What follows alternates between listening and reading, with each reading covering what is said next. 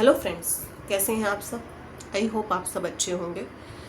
चलिए देर ना करते हुए वीडियो को शुरू कर लेते हैं। मेरा आज का टॉपिक है postpartum depression in male. Specially जो न्यू डैडी बनते हैं, जिनके घर में नए बच्चे का आगमन हुआ है, उनमें डिप्रेशन जो देखने को मिलता है उसे बोलते हैं पोस्टमार्टम डिप्रेशन। ठीक है, पोस्टमार्टम डिप्रेशन यानी कि प्रसवोत्तर होने वाला अवसाद। ठीक है, तो मेल के बारे में बात बहुत ही कम लोग करते हैं। कल हमने फीमेल्स के बारे में बात की थी, विमेंस के बारे में बात की थी, आज हम मेल्स के बारे में बात करने जा रहे हैं। ठीक है, तो मैं आपको बता दूं कि हर 100 में से 10 पुरुष इस पोस्टमार्टम डिप्रेशन के शिकार हैं हमारे देश में।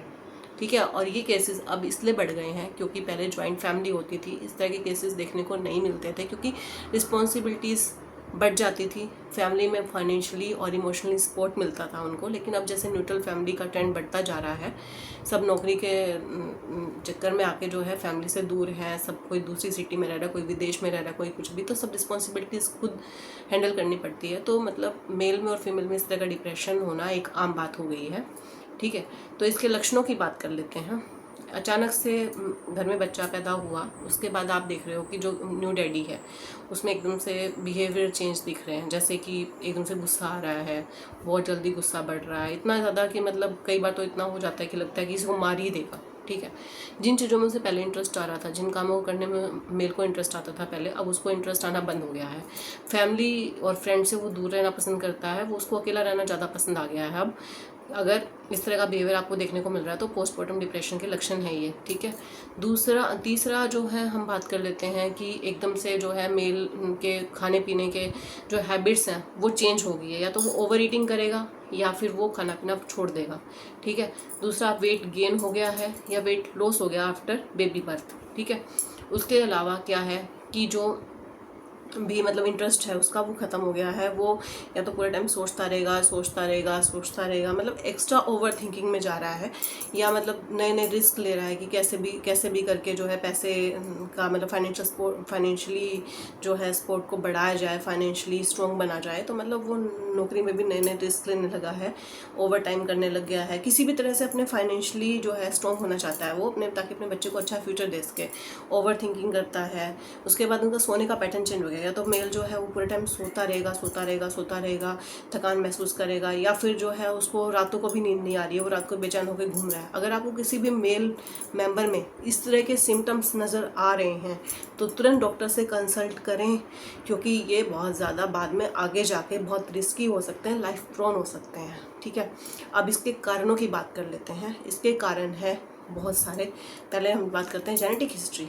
वो मेल और फीमेल दोनों में सेम है। अगर फैमिली में कोई पहले से ही इस तरह के डिप्रेशन में गया है तो ऑब्वियस है कि जेनेटिक हिस्ट्री की वजह से भी जो है मेल जो नया मतलब न्यू डैडी है आफ्टर चाइल्ड बर्थ इस तरह का डिप्रेशन फेस करता है। ठीक है, दूसरा क्या है, हार्मोनल चेंज। जैसे फीमेल्स में हार्मोनल चेंज आते हैं वैसे ही मेल में भी हार्मोनल चेंज आते हैं after baby birth. Hormonal change की वजह से भी पोस्टमार्टम डिप्रेशन में जाने के चांसेस बढ़ जाते हैं। तीसरा जो है, अगर आपका पार्टनर यानी कि जो न्यू मॉम है, अगर वो पोस्टमार्टम डिप्रेशन में है तो चांसेस हैं कि जो मेल है यानी न्यू डैडी है वो भी पोस्टमार्टम डिप्रेशन में जा सकता है, क्योंकि उसे अपने बच्चे की परवरिश की, उसकी देखभाल की, उसके फ्यूचर की चिंता है। हो सकता है ये चिंता उसके अवसाद का कारण बन जाए। ठीक है, चौथा कारण क्या है कि फैमिली की तरफ से बिल्कुल भी इमोशनली, फाइनेंशियली किसी भी तरह का सपोर्ट नहीं मिलना। ठीक है, मान लो कि आप परिवार में मतलब आपका परिवार जो है आपको किसी भी तरह से सपोर्ट नहीं कर रहा है, ना फाइनेंशियली ना इमोशनली। ठीक है, आपको बिल्कुल परिवार से अलग थलग कर दिया गया है। ठीक है, एक होता है अलग जाके रहना, एक होता है कि आप बिल्कुल अलग थलग हो चुके हो, अब आपको आपकी भावना को समझने वाला कोई नहीं है, आपको सपोर्ट करने वाला कोई नहीं है, ना आपकी कोई मेंटली कंडीशन समझ रहा है, ना इमोशनली सपोर्ट कोई आपको कर रहा है, ना आपको फाइनेंशियली कोई सपोर्ट कर रहा है फैमिली में। तो भी स्पेशली माँ बाप नहीं करते हैं जब, तो इस तरह की सिचुएशन फेस करना आम है। ठीक है, उसके अलावा और भी बहुत सारे कारण हैं। जैसे कि मान लो मेल है, ठीक है, और सडनली क्या है नौकरी चली गई, या नौकरी में कोई क्राइसिस आ गया, फाइनेंशियल क्राइसिस लाइफ में है, या अभी प्रिपेयर नहीं है मेंटली और फाइनेंशियली, अभी प्रिपेयर नहीं था मतलब नए बच्चे के लिए या बच्चे की परवरिश के लिए। तो और सडनली क्या है प्रेग्नेंट होगी, उसका पार्टनर प्रेग्नेंट हो गया, और सडनली प्रेगनेंसी की वजह से जो है बच्चा डिलीवर हुआ, लेकिन अभी वो फाइनेंशियली इतना स्ट्रॉन्ग नहीं था, चाहे वो नौकरी चली जाने की वजह से या फाइनेंशियली कोई क्राइसिस की वजह से नौकरी में या किसी भी कारण से। तो क्या है कि जो है मेल इस तरह का डिप्रेशन में जाने के चांसेस मेल के हो जाते हैं, ठीक है। उसके अलावा क्या है, दोनों पार्टनर जो हस्बैंड वाइफ है उनके आपस में अच्छी बॉन्डिंग नहीं है, उनको खुद ही नहीं लग रहा कि वो अच्छे से एक दूसरे के साथ रह सकते हैं, ठीक है। उनके बीच में इतने लड़ाई झगड़े हैं, बहुत सारे इश्यूज़ हैं कि उनको लगता है कि उनकी लाइफ पता नहीं कैसे कटेगी कैसे नहीं कटेगी, तलाक तक की नौबत आ रखी है। लेकिन उसी बीच जो है फीमेल जो है वो प्रेग्नेंट हो जाती है और फिर बच्चा भी आ जाता है। तो इस कंडीशन में भी मेल जो है पोस्टमार्टम डिप्रेशन में जा सकता है, ठीक है। ये तो हमने कर लिया कारण की बात। अब क्या है, मेल में ये सब पोस्टमार्टम डिप्रेशन के जो सिम्टम्स हैं वो इजीली से डिटेक्ट नहीं होते हैं और ना ही जल्दी से ध्यान दिया जाता है, क्योंकि क्या है, पहला कारण तो यही है मेल, भाई तू तो आदमी है, तू तो मर्द है, तू कैसे डिप्रेशन में जा सकता है। शुरू से हमारे समाज की यही सोच कूट कूट के मर्दों में भरी जाती है, इसलिए वो इजीली अपनी मेंटली स्टेट के बारे में, अपने इमोशनल स्टेट के बारे में, अपनी फैमिली में होने वाले इश्यूज़ के बारे में इजीली किसी दूसरे से बात नहीं करते हैं, जिसकी वजह से उनके जो पोस्टमार्टम डिप्रेशन है उसको डिटेक्ट करना बहुत मुश्किल हो जाता है। दूसरा क्या है, कोई स्टैंडर्ड स्केल नहीं है जिससे हम नाप सके कि मेल जो है, न्यू डैडी जो है वो किसी तरह के पोस्टमार्टम डिप्रेशन में है, किस एक्सटेंट तक है और कितना लाइफ प्रोन हो सकता है, यानी कि लाइफ के लिए आगे डेंजर क्रिएट कर सकता है, ठीक है।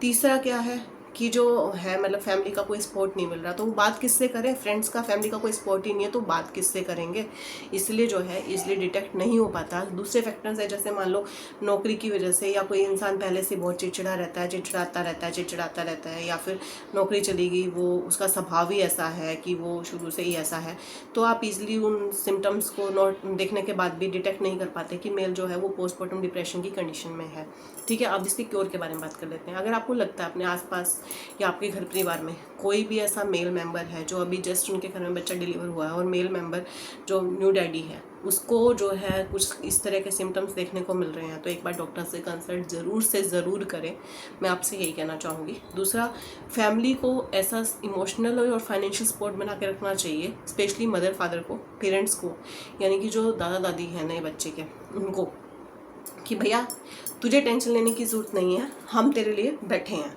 ठीक है। अगर इस तरह का सपोर्ट अगर फैमिली का रहता है तो चांसेस नहीं होते कि जो मेल है वो इस तरह के पोस्टमार्टम डिप्रेशन को फेस करें। बच्चे की परवरिश में, उसके लालन पालन में, फाइनेंशियली, इमोशनली और हाउस चोरीज यानी घर के कामकाज में, बच्चे की परवरिश में पूरा नए मम्मी पापा को सपोर्ट करें ताकि इस तरह का डिप्रेशन फेस ना करना पड़े।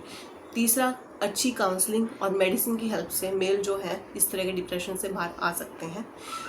तो ये मेरा आज का टॉपिक था। अगर आपको मेरा वीडियो, मेरा कंटेंट अच्छा लगता है तो मेरे वीडियो को लाइक करें, शेयर करें, मेरे चैनल को सब्सक्राइब करें और शेयर करें मेरे वीडियो को, ताकि लोगों में अवेयरनेस फैल सके।